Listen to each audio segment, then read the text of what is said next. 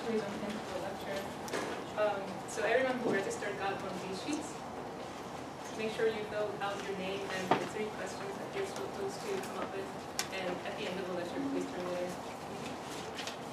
Also, on Wolverine Access, there are a few people who signed up for more than 1 credit for this course. And if you could go and make sure that you are signed up for just 1 credit, that will make things much easier. Okay? Alright, so today is going to be the first in a series of lectures that we're going to talk about how to combine art and science. And as promised last week, we talked about how a single action of observation could lead to 2 different processes, one leading to the artistic practice and the other leading to the scientific practice. And we'll talk about the artistic practice next week, and today I'm going to give you an overview about the science as a discipline, where it came from, what kind of changes were made over time, how it got developed to the discipline that we know as is today. So what is exactly science? So I just did a quick search on Google, and this is what it came up with. The techniques used to get a knowledge we can feel confident in. Very abstract. Series of techniques used to maximize the probability that what we know really reflects the way things are, or will be. Systematic enterprise that builds and organizes knowledge in the form of testable explanations and prediction about the universe. So I'm not very good at words, and this really doesn't mean anything to me. So let's simplify things and get rid of most of things, but just leave the important ones. And this is much easier to understand in the context of a scientific methodology. So I'm sure you guys probably saw this flow chart, like in your middle school or during high school during your introduction to science classes. So this illustrates how, in the ideal world, science works. So you start with an observation, you come up with a question about that observation, and you derive a hypothesis that is, this is important, testable, and you can predict what the outcome would be in case the hypothesis is correct or versus incorrect. And you perform experiments to test the hypothesis.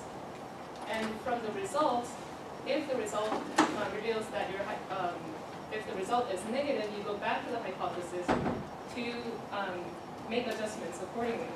And then the process repeats. So let's take a look at an example where this is pretty clear.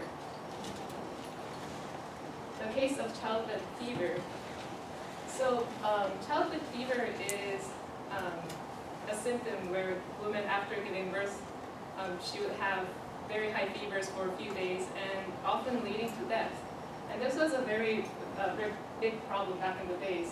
And in 1840s, in Vienna General Hospital, the physicians there were facing this big mystery, where in one of the wards, over 1 out of 10 women were dying because of this.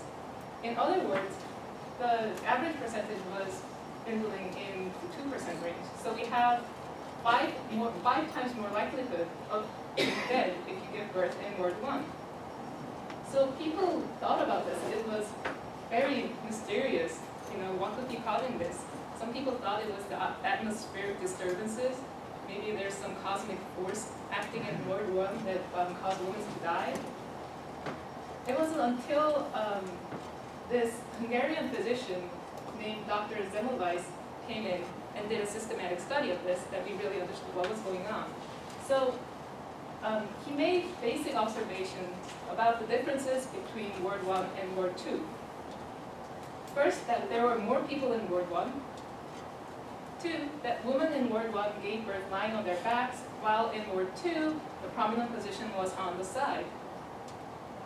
3, there was this hospital priest who had to walk through Ward 1 to administer the last rites to dying patients. And 4, there were more student doctors in Ward 1. And from these observations, he induced these 4 hypotheses accordingly.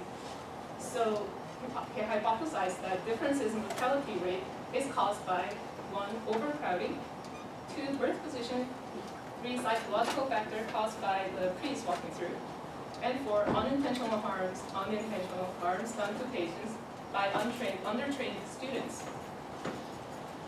Are these scientific hypotheses? Yes, because each of these are testable. And also, you can predict the results given that the hypothesis is correct, which would be that the death rate would go down. So that's what he did. He alleviated overcrowding in Ward 1. Saw no change. He changed the birth position so that women were giving birth lying on the side instead of lying on their back. No change. He rerouted the priest so that the priest didn't have to go through Ward 1. No change. He re-educated the students' doctors so that they are particularly careful when handling women giving birth. No change. So, like a good scientist, he went back to his hypothesis and made some adjustments. And by the stroke of luck, or misfortune, I guess, he made another observation while doing that. A fellow doctor of his died after cutting himself during autopsy, and his symptoms resembled those of childbed fever very much. He also noted that student doctors are more likely to perform autopsy as part of their medical training. So we have this common denominator of getting in contact with the dead body. So he took note of that. And his fifth hypothesis involved this cadaveric material that once entered the system would cause death to the patients. So to test this hypothesis, what he did was to have doctors wash their hands with chlorinated lime solution, which is basically bleach, after performing autopsy and before examining patients. And what do you know? Death rate dropped 90% in Ward 1. So it looks like a happy ending to the story, right? He got a solution to a particular problem that saved a lot of people. But the interesting thing is that the time that this was happening was during the Hungarian Revolution. And Dr. Zemmelweis was Hungarian, and his supervisor was Austrian. And his supervisor was very conservative, and he didn't really trust any Hungarian. So Dr. Zemmelweis couldn't really make the report to his colleagues about his results. And the only reports that were made to other hospitals around the area was done by his students. And in that process, some crucial factors got dropped out. And this result couldn't be repeated by other people. And it took a couple more, like, tens of years for Louis Pasteur to come in and actually identify what is going on in infectious diseases like childbed fever. Unfortunately for Dr. Zemmelweis, he ended up becoming an alcoholic after suffering from the mistrust of his colleagues and his supervisor. And he had severe depression and maniac symptoms, which led him to be confined in an asylum. And right after his confinement, he was beaten to death by guards. So that's a very bad story. But anyways, so his process, you can see how his way of figuring out what the solution would be actually follows very closely to this scientific methodology. And more importantly to me, it also highlights the importance of making a proper report to your colleagues to be confirmed through repetition of experiments by other people. And also, another thing to note at this point is the fact that all the results coming from scientific experiments are not conclusive. They always have this little possibility of being disproven. So that's where this probability comes from. If you can't come up with a hypothesis to disprove a claim, that's probably not a scientific claim. So that's like one easy way to identify if you're facing a claim that's scientific or non-scientific. And we'll talk about that later in the slides. So this is a very logical flow. It seems like the ideal way that humans should think, or that's what I used to think. And I thought this was almost like an intrinsic property of modern human being. But I was surprised to see that that was not the case, because this scientific methodology actually appears for the first time in a pretty recent book by Newton. So in the middle of Principia, where he describes his law of motion and law of universal gravitation, he goes into explain how to derive a theory, how to use observation and experimentations and do perform generalization to make a scientific theory. So this means that at the time of Newton, when Newton was living, there are other methods which were thought to be scientific that Newton was refuting against. And indeed, that was the case. A contemporary of Newton, one of the contemporaries of Newton was this guy, René Descartes. And Descartes' way of doing things were drastically different from Newton's way of doing things. He thought that fundamental truth is found through careful and logical speculation. So he disregarded sensory perception as something being reliable. He thought anything that you can really trust is your own conscience. So as listed in Method of Clear and Distinct Ideas, he goes on to this thought process where he logically proves that the only thing that is true or a fact is the fact that I am thinking, and therefore I exist. And it is interesting that although he disregarded sensory perception as being a source of knowledge, how close he got to actually understanding the theory of motion. So each thing, as far as it is in its power, always remains in the same state. And by same state, he's saying either the object is in rest or in motion. And that consequently, when it is once moved, it always continues to move. And you can recognize how similar that sounds to the concept of inertia, which is Newton's first law. An object at rest will stay at rest, and an object in motion will stay in motion unless an external force acts upon it. But interestingly, Newton never credits Descartes for the concept of inertia. He actually credits Galileo instead, and you'll see why. So Descartes' way of thinking has a very long tradition dating back to the ancient Greek. So the Greek they loved to debate, they loved to discuss, and they debated about politics, about spiritual matter as well as matter itself. One of the things that they thought about was what's the fundamental stuff that makes up the world. And Plato was the one who thought that only through inherited intelligence of humans can we come up with an answer to this question. So he educated his students in the quadrivium, study of numbers, geometry, arithmetic, music, and astronomy. It was a curriculum that he made that to allow his students for a logical flow of thought, to train his student in that logical flow of thought, like mathematics. And it's interesting to see because when you look up in the sky, you see the stars are moving.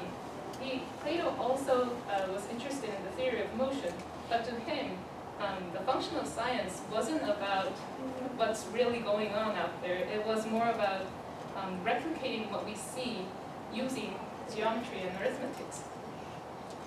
So, and this is illustrated by his the question that he posed to his student, by the assumption of what uniform and orderly motions can the apparent motions of the planets be accounted for. So he's not interested in what the planets are actually doing. He's more interested in what geometry can explain what you see in the sky. And as a result, one of his students came up with this model, two-sphere model, where the Earth is in the center, and according to what's happening in the sky, there are concentric circles around the Earth with Moon, Mercury, Venus, Sun, etc. Aristotle was also a student of Plato's, and his thought was a little bit different from Plato's. He thought that we really need to understand why the things are the way they are. And he was the first one to coin the term natural philosophy in that way. And so in addition to Plato's deduction, which if you're like me and get confused always what induction and deduction is, deduction is where you have first a ground theory and you derive a hypothesis that would explain the theory, and you make observations that concur with the hypothesis and then which confirms the theory. Induction, on the other hand, starts from the observation, recognizing of patterns, and which derives a tentative hypothesis, and then if it's true, builds a theory. So Aristotle was the first to introduce induction in the flow of thought. The way he thought about how things work, how what the substance is that makes up all the things that exist, were based on the four causes.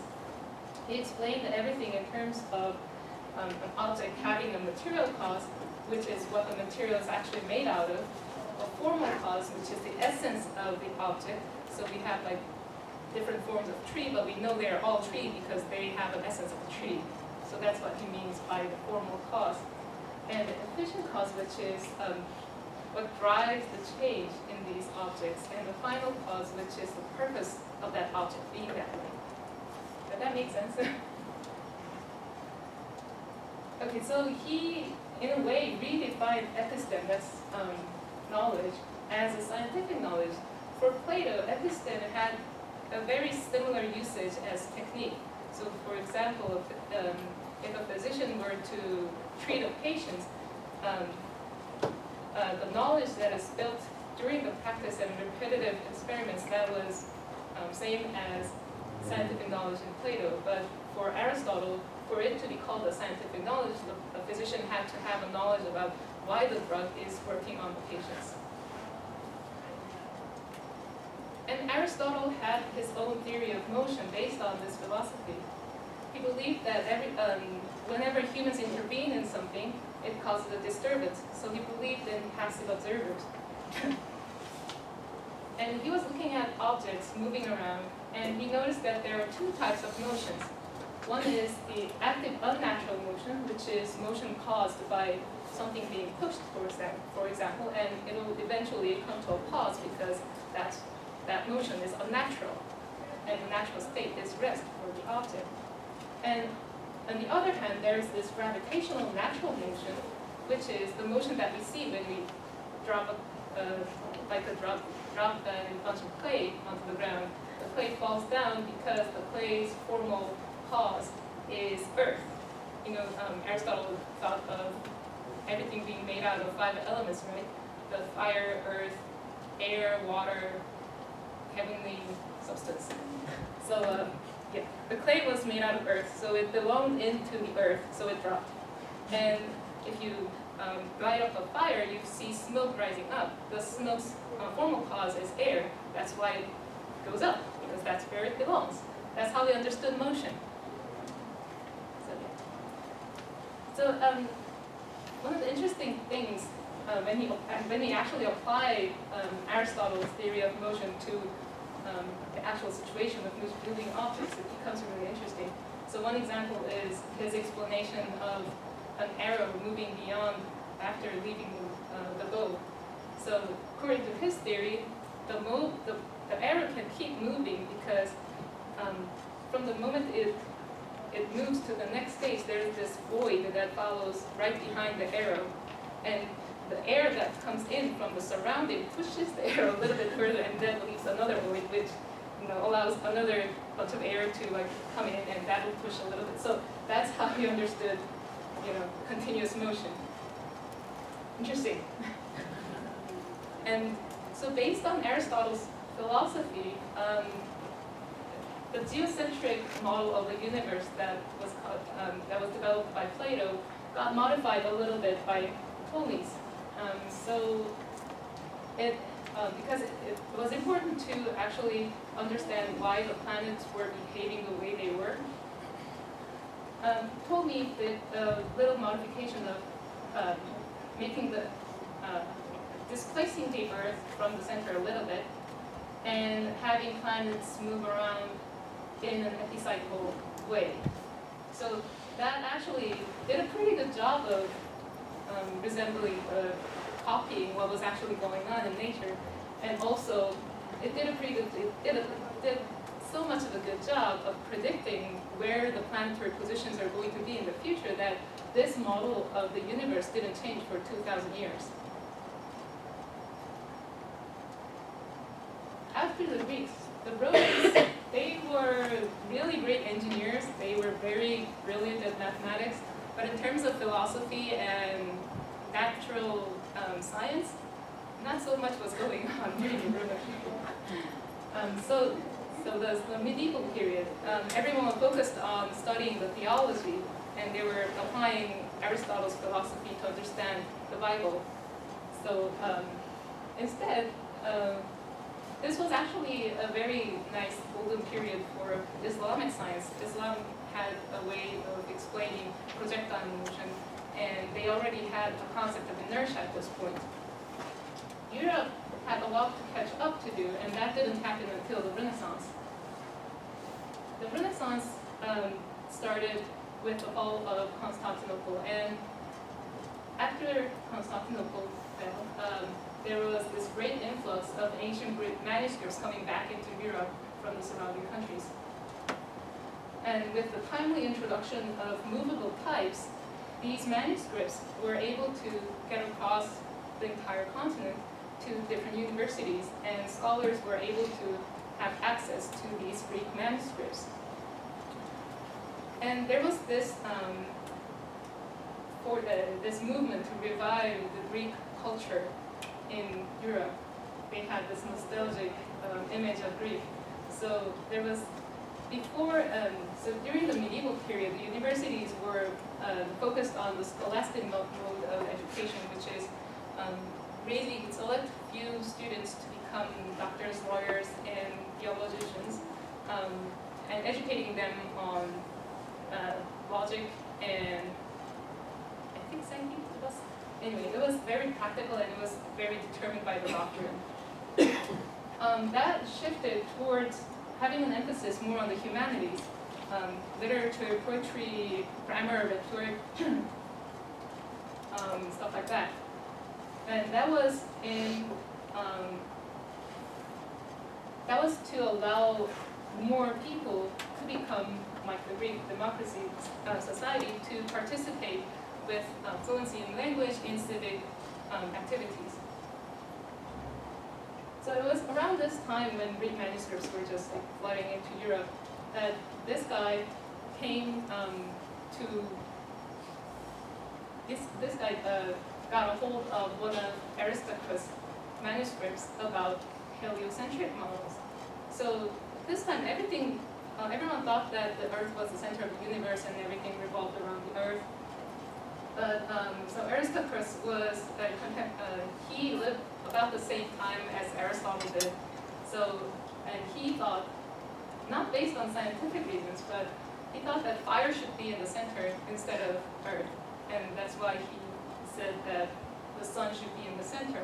But Copernicus, once became aware of that concept, he made observations and actually saw that the heliocentric model presents a simpler solution for explaining the planetary movements much more than the geocentric model.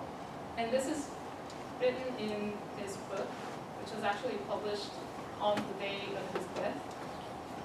And it explains, so he goes into explaining how the heliocentric model does a better job of explaining retrograde motion and variable brightness of planets, as well as explaining why Mercury and Venus always appear near the sun.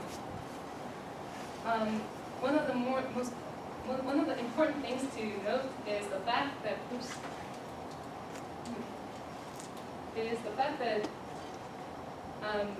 in order to answer people's question, then if the sun is in the center, then why do we actually, what is this about the sun going around the Earth? We actually see that, so shouldn't that be true? And Copernicus said, noticed how motion is actually relative to the observer. So without acceleration, you don't know if you are the one who's moving or the subject. So that was an important point made in the history of science.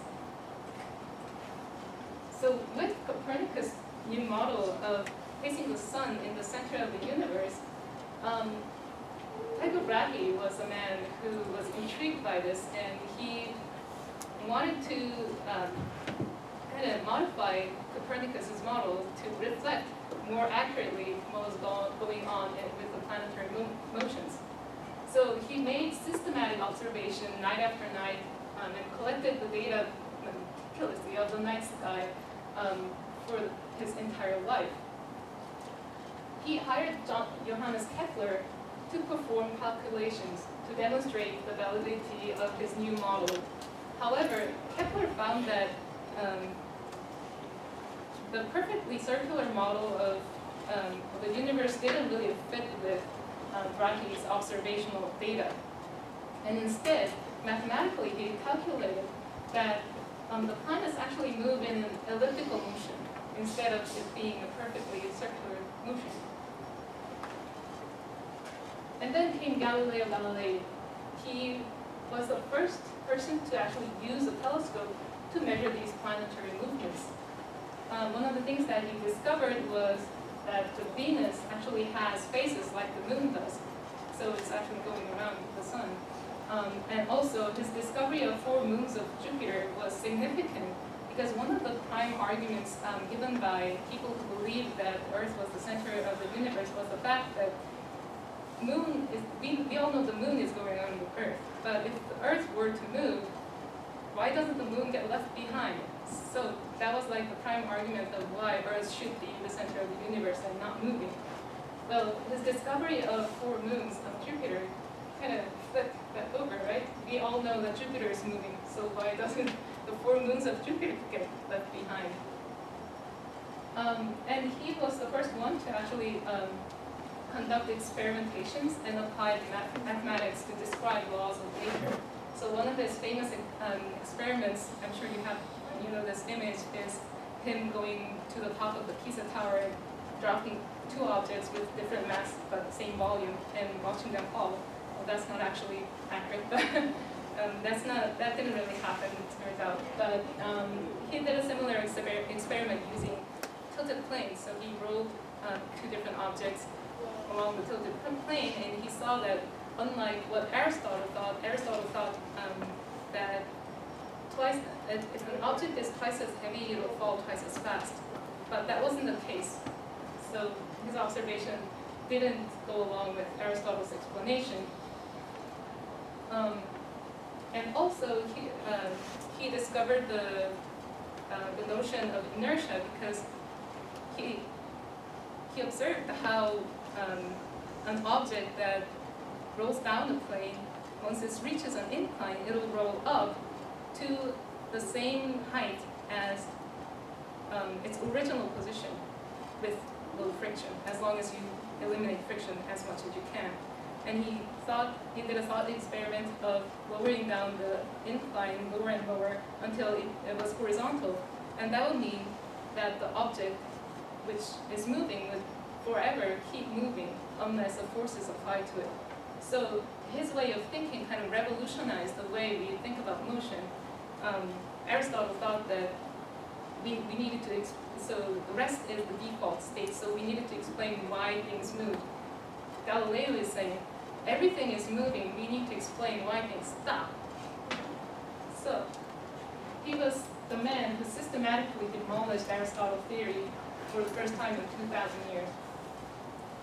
And it took a genius like Newton to recognize the ties that was between Copernicus and Kepler and Galileo to come up with a universal theory of gravitation.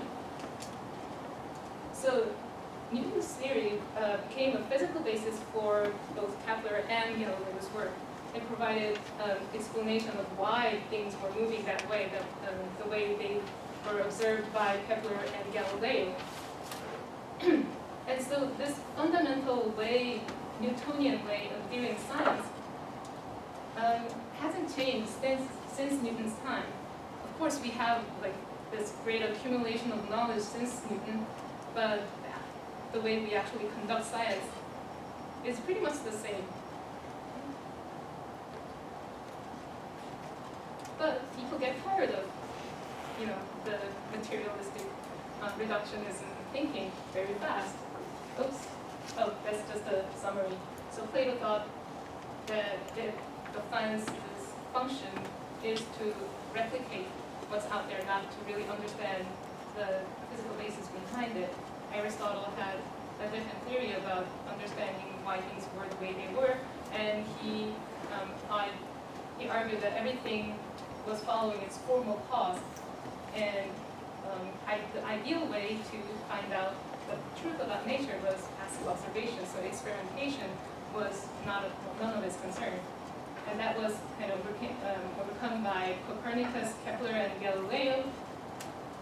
And Newton basically destroyed Aristotle's way of thinking and came up with the modern sense of science, using mathematics and experimental tools to understand the universe, which may or may not agree with how we perceive the universe.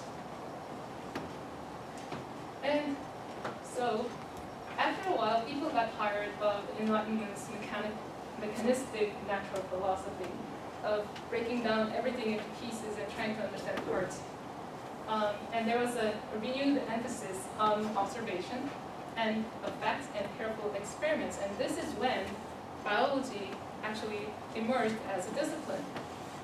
So, as described by Lamarck, biology is defined as an independent scientific discipline born at the end of a long process of erosion of mechanical philosophy, consisting in a spreading awareness that the phenomena of living nature cannot be understood in the light of the laws of physics, but require an ad hoc explanation. So this was like a movement against what physics was about.